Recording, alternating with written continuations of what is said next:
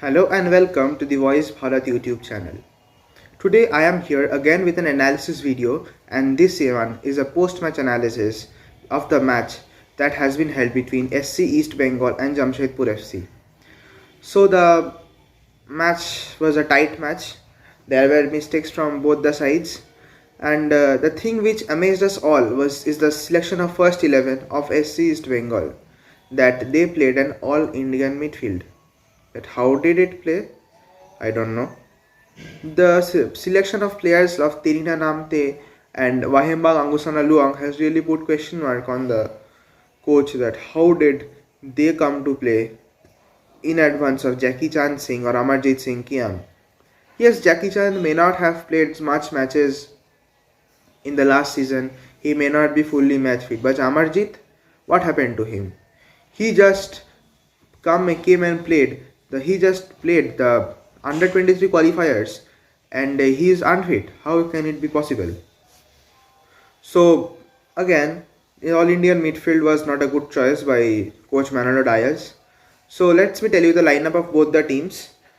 So for East Bengal, on the goal it was the captain Arindam Bhattacharya. On the four backs it was Franjo Parse, Tomislav Marcela, Muhammad Rafiq and Hira Mondol. Then in the midfield it was Terina Namte, Wahembang Angusana Luang, Saurav Das and Vikas Jairo. And the two attackers were Daniel Chimachuku and Antonio Perosevic. Again, for the Jamshedpur lineup, it was TP Rahenesh on goal. The two defenders were Eli Sabia and Peter Hartley, their team captain. The right back was Laldin Liana Renthley and the left back was Ricky Laleng Mavia. Then in the midfield, they played 4-3-3 formation in the midfield with Alexander Dilima, Pranay Haldar and Jitendra Singh. And on the flanks, two flanks of the wings, they had Boris Singh and Seminlen Dongal. And on the attack, it was Nerias Valskis. So they played a pretty good lineup, but their lineup was not at all a point of view or the point of the discussion, but the discussion was with the Indian lineup of SC East Bengal, that how did Angusana come in place of Amarjit. So it was a tight match between both the two teams. There were many mistakes in the midfield and both the teams, especially of SC East Bengal. Seeing Angusana, I saw that he was not ready to play today.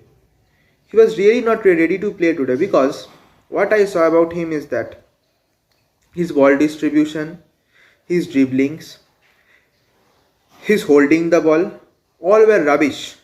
Totally utter rubbish, because he is not a player to play in these conditions. He is a player to play for I-League.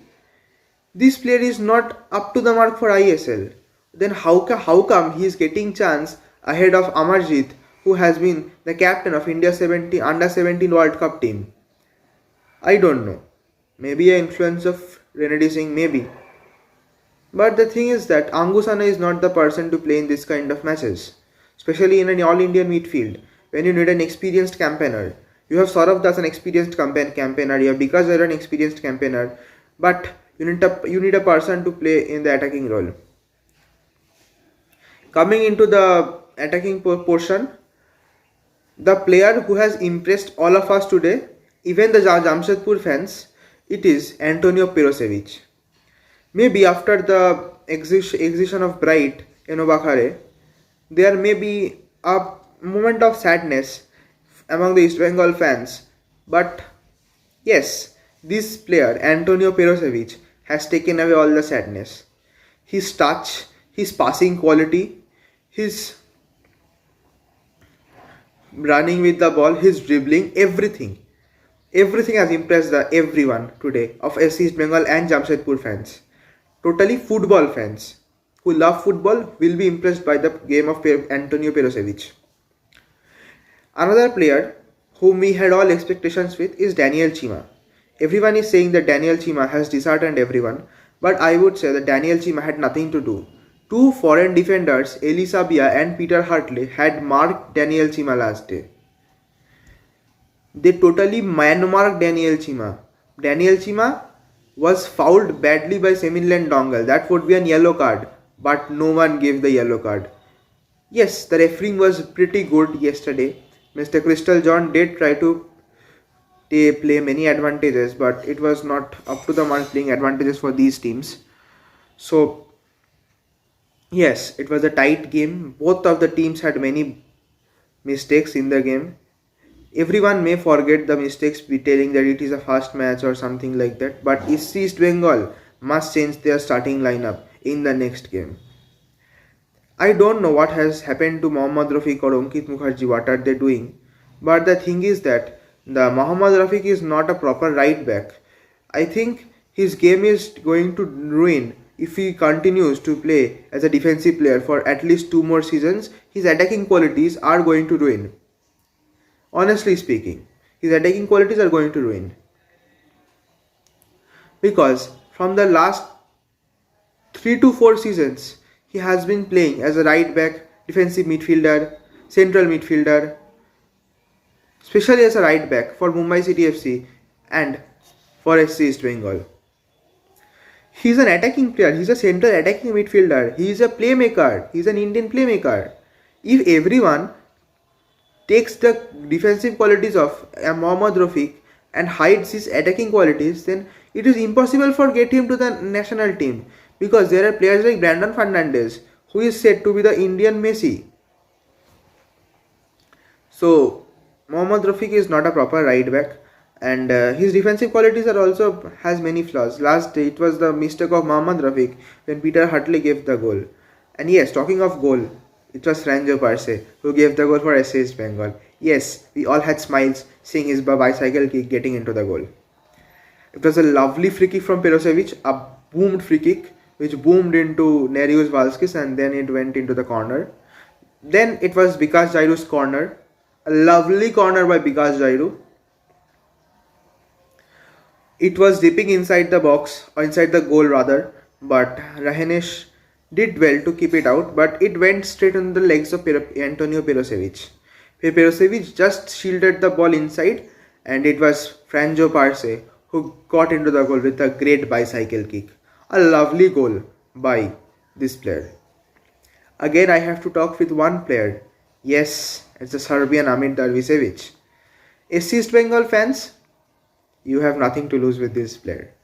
After Amit Darvisevic came on, yes, there was much more holding of ball in the midfield, and it was a great gameplay by SC East Bengal. After Amit Darvisevic and Amarjit came on in place of Daniel Chima and Wahembag Angusana Luang, the SC East Bengal game only changed. They played a proper holding football. The only thing Angusana did was that going into bumping into Jitendra Singh and giving them a foul. This is the thing what Angusana did last match. So if SC East Bengal goes with this lineup in the derby match or against Hugo Bumos, they are sure to get as many as 3 to 4 goals in the first half. Because if you give so much space in the right half to players like Michael Susairaj or Liston Golasso, you are surely going to get goals. Because, and moreover, one thing I need to tell you is that Mohammad Rafiq should immediately be changed. Maybe keep there Joyner Lorenko, he can also play as right back. Keep Joyner Lorenko also in the team in the right back if needed. Don't keep Mohammad Rafiq compulsorily in the team, but keep a proper defender over there. Don't keep a central attacking midfielder in place of a right back. Coming to Jamshedpur FC, the player who has impressed many of us today is Boris Singh. Boris Singh was with ATK FC or ATK Mohun Bagan in the last two seasons, but he didn't get any chance in the ISL. Not even he was registered in the ISL squad. Boris Singh did come to Jamshedpur FC last season and also did not get the squad or the chance. This season ISL, in the opening match only, Boris Singh got the chance and he impressed everyone. Moreover, his position was right back or right winger or right wing back especially, and now his position has been changed to left wing. What a transition with this player. Boris Singh was penetrating, anticipating everyone, especially Mohammad Rafiq. Yes, if you play Mohammad Rafiq in the defense, you will get many flaws of Mohammad Rafiq because Mohammad Rafiq is not a defensive player. But the thing is that Jamshedpur FC, the player who tried to create many chances was Alexander Dilima. But coming to East Bengal defense, oh my god. The two stall players, Franjo Parse and Tomislav Marcela. Marcela may be a slow defender but an experienced campaigner and such a lovely defender. And Franjo Parse, as I told before, is a player like Johnny Acosta. He will not go into hard tackles slow straight away. If he will lose the ball from him, but he will try to track back and get the ball. If not get the ball, then he will make a slide and a perfect slide. Experience of playing in Lazio.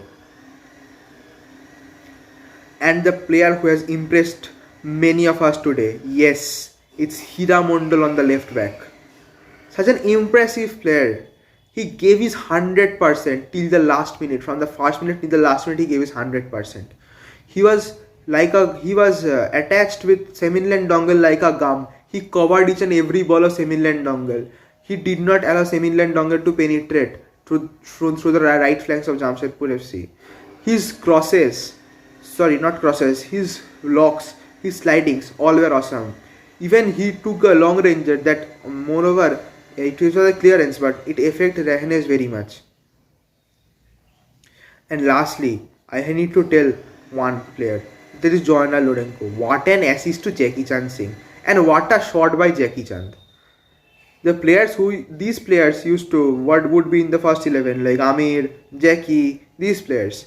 If you want to play Mohammad Rafiq, play him in place of Daniel Chimachuku. Because Daniel Chimachuku, if you give Daniel Chimachuku chances, he will, in the first 11, he will be man-marked and he cannot play his own game. Keep Persevic, keep Mohammad Rafiq, they will do that things. So, this was the post-match analysis between the Jamshedpur FC team and SC East Bengal. Thank you for watching.